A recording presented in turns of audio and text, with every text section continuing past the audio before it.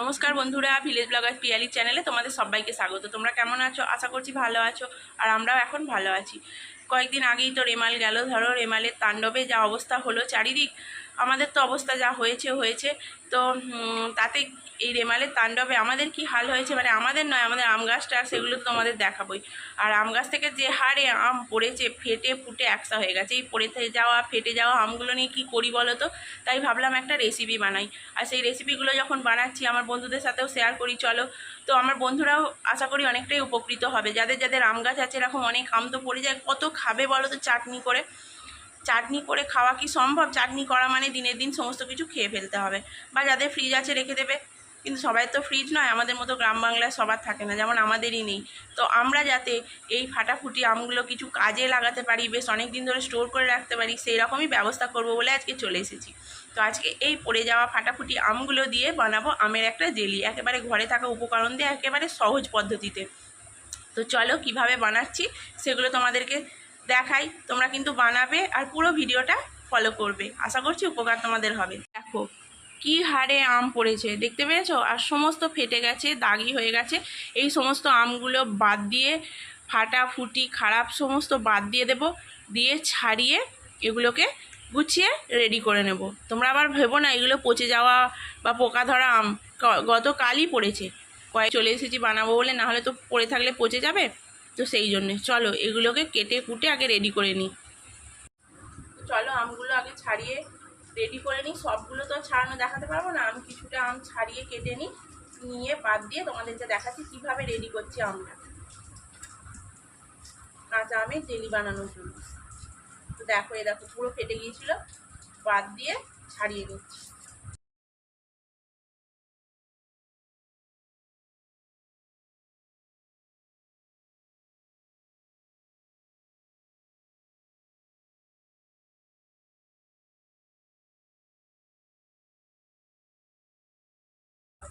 তো দেখো এইভাবে পুরো আমগুলো যতটা আমার দরকার ছাড়িয়ে নিই। চলো আমগুলো ছাড়িয়ে ধুয়ে নিয়ে চলে এসেছি। এবার এই আমগুলোকে আমি পুড়িয়ে নেব, এই গ্রেটারটা দিয়ে গ্রেট করে নেব।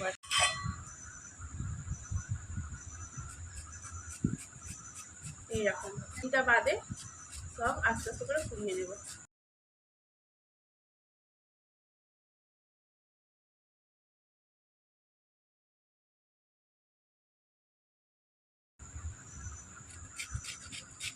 তো চলো সবটা আগে পুড়িয়ে নিয়ে তারপর তোমাদেরকে দেখাচ্ছি প্রসেসটা। দেখো আমগুলো পুড়িয়ে নিয়েছি এরকমভাবে, কতগুলো আমে একটুখানি হয়েছে। তারপর এটা তো আবার কমবে ঘেঁটে গেলে। জেলিটা করতে মাত্র 3টে উপকরণ লাগবে, দেখো দেখিয়ে দিই। লাগবে নুন, লাগবে চিনি, সব থেকে যে দরকারি উপকরণ, আর লাগবে লেবু। মিষ্টিটা তোমরা তোমাদের পরিমাণ অনুযায়ী দিও, আর আমটা কেমন টক সেই অনুযায়ী। আমাদের আমটা আমি আগে একটু নুন জলে ভাপিয়ে নেবো, তার জন্য চলো কড়া বসিয়ে দিই। জলটা দিয়ে দিয়েছি অল্প পরিমাণে, এবার এতে দিয়ে দেবো একটু স্বাদ অনুসারে নুন, যাতে আমটার টক ভাবটা কেটে যায়, কেননা আমটা প্রচুর টক। জলটা প্রায় গরম হয়ে গেছে, এবার আমি আমটা দিয়ে দেবো, কোরানো আমটা। দেখো কেমন ফুটতে শুরু করেছে, দেখতে পেয়েছো? আর একটুখানি ফুটে গেলেই আমি কিন্তু নামিয়ে নেব। আমটা না প্রচুর টক, আর একটা টকো গন্ধ উঠছে, সেই জন্যই শুধু নুন দিয়ে একটু ফুটিয়ে টক ভাবটা কাটিয়ে নিচ্ছি। আমি এখানে একটা পরিষ্কার কাপড়, ধোয়া কাপড় রেখেছি ঝাঁঝরিটার ওপরে, নাহলে এই আমটা তো একদম সরু করে কাটা, গলে যাবে, সেই জন্য কাপড়টা দিয়ে ছেঁকে নেব জলটা। তো চলো এই পর্যায়ে এবার আমটা আমি ছেঁকে নিই। বেঁধে দেখো আমের জলটা এইভাবে ঝরতে দিয়ে দিয়েছি, ঠিক যেমন ছানার জল ঝরানো হয়। টক জলটা একেবারে বেরিয়ে যাবে। আর এখানে লেবুটা কেটে নিয়েছি, একদম সামান্য একটুখানি ফালি করে নিয়েছি, দেখতে পেয়েছো? একদম 2-4 ফোঁটা দেবো লেবুর রস, শুধুমাত্র অল্প একটুখানি দিচ্ছি। কেন দিচ্ছি আমি পরে তোমাদের বলছি। আর এখানে কড়াটাও ধুয়ে নিয়ে চলে এসেছি, গ্যাসে বসিয়ে দিয়েছি। এবার শুধু ওইটার জল ঝরে যাওয়ার অপেক্ষা। আর তার আগে তোমাদেরকে বলে রাখি, তোমরা কিন্তু পরিমাণ অনুযায়ী চিনি দেবে। আমার এই প্যাকেটটাতে আছে 250 গ্রাম চিনি, যতটা লাগবে আমি দেব। চিটচিটে ভাবটা আসতে যতক্ষণ সময় লাগবে, প্লাস টক ভাবটা কাটার জন্য তোমরা যেরকম মিষ্টি বা টক চাও সেই অনুযায়ী চিনিটা দেবে। তবে জেলি কিন্তু মিষ্টি মিষ্টি টক টক হয়, সেই অনুযায়ী তোমরা করো। তো আমি ওই চিনিটা নিয়েছি, যতটা লাগবে ততটাই দেব। দেখো এই পর্যায়ে এসেছে আমটা। এবার আমি গ্যাসটা জ্বালাবো, রেসিপিটা শুরু করব। আর বেশি জল ঝরাবো না, এবার কড়াই নাড়াচাড়া করতে করতে জলটা মরে যাবে। আর তাছাড়া এর বেশি ঝরালে আমের যে ফ্লেভারটা তাহলে আর পাবো না, আমের জেলির স্বাদটা থাকবে না। আর একটা কথা বলি, আমি কোনো কিন্তু ফ্লেভার অ্যাড করব না, তোমরা চাইলে এলাচের গুঁড়ো দিতেই পারো। তো চলো গ্যাসটা জ্বালাই আগে। এই পর্যায়ে আমি একদম আমটাকে নামিয়ে দিয়েছি, দেখতেই পাচ্ছ। এবার আস্তে আস্তে করে নাড়াচাড়া করব, তারপরে চিনিটা দেবো। একটু নাড়াচাড়া করার পর একটু তোমাদের দেখতে অসুবিধা হবে, কারণ লাইটটা একটুখানি কম বলে, একটু মানিয়ে গুছিয়ে নিও।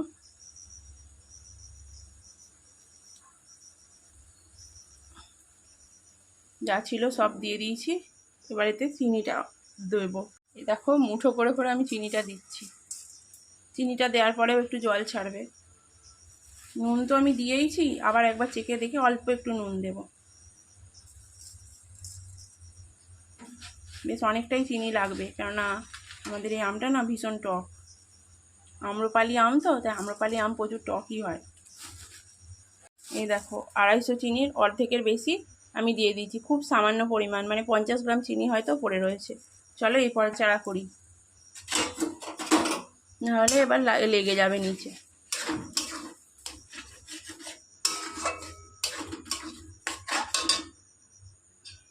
এবার আমটাকে কিন্তু নাড়াতেই থাকতে হবে, নাড়াতেই থাকতে হবে, নাহলে কিন্তু লেগে যাবে। আর গ্যাসের ফ্লেমটা একদম লো করে দিতে হবে, নাহলে ধরে যাবে নিচে, কড়ার নিচে না লেগে যাওয়ার ভয়টা থাকে।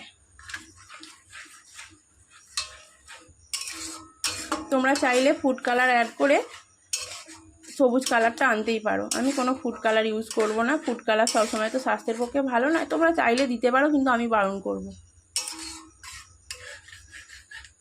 দিলে হয়তো সবুজ কালারটা আজকে দেখতে ভালো লাগবে। ঠিক এই পর্যায়ে আমি লেবুর রসটা একটু চিপে দেব। হ্যাঁ, তখন বলেছিলাম জানাবো, লেবুর রসটা দিলে কি হয় বলো তো, সবসময় ফ্রিজে না রাখলেও ওর উপরে কোনো ফাঙ্গাস পড়বে না, লেবুর রসটা ফাঙ্গাস থেকে আটকাবে। আর না হলে যদি ফ্রিজের বাইরে রেখে দাও না, অনেক সময় দেখবে এই সমস্ত চিনি জিনিসে না ফাঙ্গাস এসে যায়, বা ধরো সাধারণ ভাষায় যদি বলি থোয়া পড়ে যাওয়া, সেই জিনিসটা হয়ে যায়। তাই 2-4 ফোঁটা জাস্ট লেবুর রস দিয়ে দিলাম। তোমরা চাইলে ভিনিগারও দিতে পারো, খুব বেশি দিও না, সেই টক ভাবটাই না হলে আবার এসে যাবে। তো চলো এবার কন্টিনিউয়াসলি নাড়াচাড়া করতেই থাকতে হবে, আর মাঝে একবার দেখে নেবে অবশ্যই মিষ্টিটা ঠিক কীরকম হলো। চলো এইভাবে বেশ মিনিট 20 নাড়াচাড়া করতে হবে, যতক্ষণ না পর্যন্ত এই যে একটা চ্যাটচ্যাটে ভাব আসে, বেশ একটা থকথকে পাড়া ভাব আসে, ততক্ষণ পর্যন্ত। এখন নাড়াচাড়া করতে করতে জলটা পুরো শুকিয়ে এসেছে, আমার জেলি কিন্তু রেডি। আমি কেন ফ্লেভারটা অ্যাড করলাম না তোমাদের বলি, কাঁচা আমের যে সুন্দর একটা গন্ধ থাকে না, কোনো ফ্লেভার অ্যাড করলে বা এলাচ অ্যাড করলে সেই গন্ধটা তোমরা আর পাবে না। তাহলে কিসের আমের জেলি হলো বলো?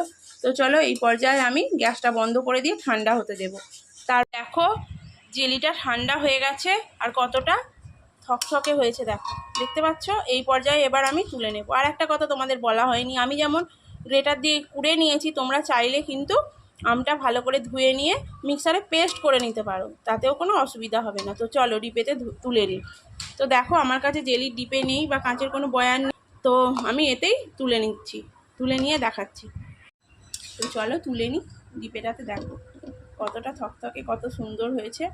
তোমরা কিন্তু পাউরুটি, রুটি সবের সঙ্গে মাখিয়ে খেতে পারো। আর একটা এত সুন্দর আমের টকটক গন্ধ আসছে না, কাঁচা আমের, এত ভালো লাগছে কি বলবো, দারুণ লাগছে। এলাচ দিলে কিন্তু সেই গন্ধটা আর পাওয়া যায় না। বেশ অনেকটাই হয়েছে ওই আমটা থেকে।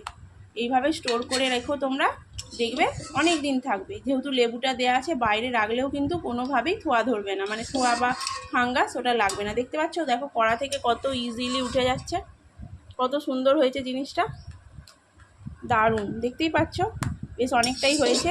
আমাদের যাদের ফ্রিজ নেই তারাও কিন্তু অনায়াসেই এইভাবেই স্টোর করে রাখতে পারো জেলি। তো রেডি।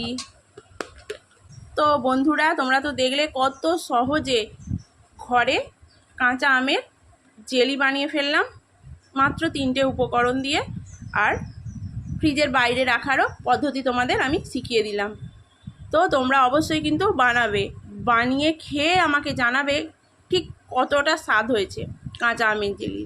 আমি কিন্তু অপেক্ষায় থাকবো তোমাদের কমেন্টের। আর ভিডিওটা যদি ভালো লেগে থাকে অবশ্যই কিন্তু একটা লাইক এবং সাবস্ক্রাইব করে দিয়ে আমার চ্যানেলটার পাশে থাকবে। আর পাশে থাকা বেল বাটনটা অবশ্যই প্রেস করো আর শেয়ার করতে ভুলো না। তো আজ আসি, আবার দেখা হচ্ছে নেক্সট কোনো ভিডিও নিয়ে, অবশ্যই রেসিপির ভিডিও নিয়ে। আর আমার ব্লগ ভিডিওগুলোও দেখো কিন্তু।